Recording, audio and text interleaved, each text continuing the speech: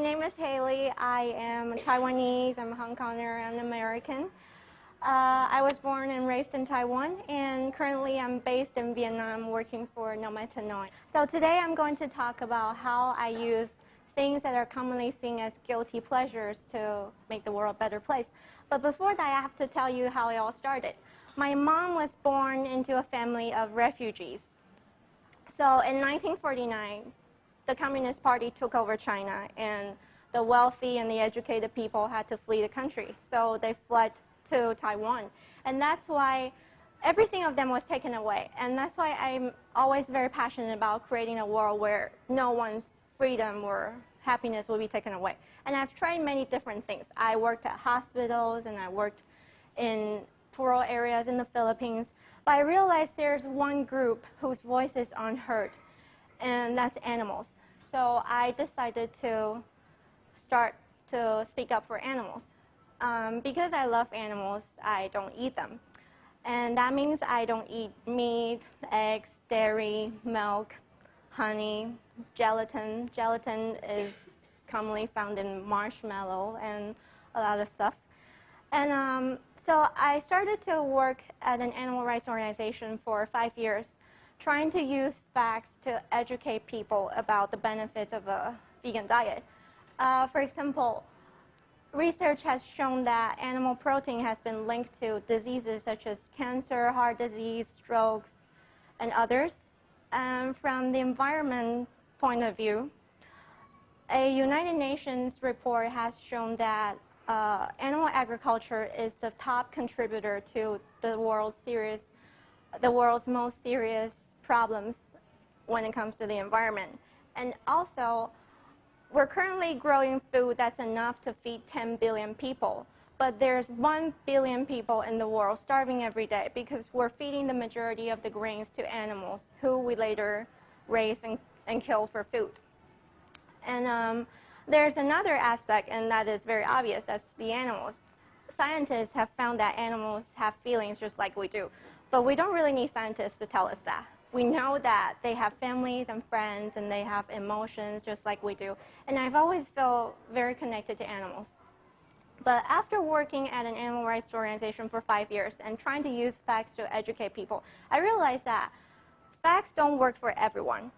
So I decided to switch my approach, and instead of trying to give people facts, I started to show people the alternatives, trying to show them that there's another way. There are more choices that we can make that are healthy and also very environmentally friendly. So my first mission is to change the stereotype about vegans.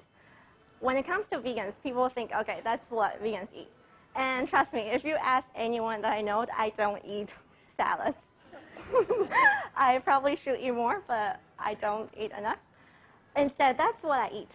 So I eat pizzas, burgers, cakes, pastas, basically everything that non-vegans eat, just vegan versions. And I didn't enjoy eating before, but nowadays I consider myself a vegan foodie.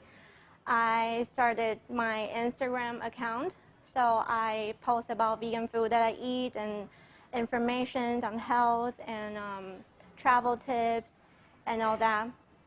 So food is something that's often seen as a guilty pleasure, but my approach is to use that and try to shift it to a positive angle to show people the alternatives, and it worked. So my Instagram, like ever since I started my Instagram and my other social accounts, I've received a lot of positive comments from people, a lot of people telling me how the information I posted have helped them. And Lucas is an example. Lucas is from Austria, and he saw my Instagram account. He had never heard of Taiwan before, but he saw that I post about vegan food in Taiwan a lot, so he decided to travel to Taiwan. And I wasn't there at the time, but I introduced him to my best friend Sydney, so they met up. And he was not only amazed by the food in Taiwan, but also the nature of Taiwan and the people's friendliness. So Lucas had an amazing time in Taiwan. And then he returned to Europe. I never met him in person. I just met him online.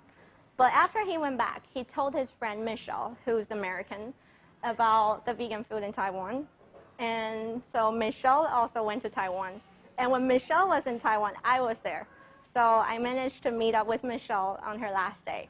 So it was really funny because I met up with Lucas' friend, and Lucas met up with my friend, but I never met up with Lucas. And also my social media has led me to some job opportunities. For example, an organization in Taiwan invited my favorite author to give a talk in Taiwan, and they reached out to me to be his interpreter. So I was in Taiwan interpreting for Dr. Will Tado, who's the author of The World Peace Diet. And also because I've spent so much effort on Instagram and doing research on social media, I decided to open a workshop. So I gave a workshop about Instagram at Knowmads Team 6. Because I feel like a lot of people want to use social media for their costs and their projects. And the research that I've done could really benefit people.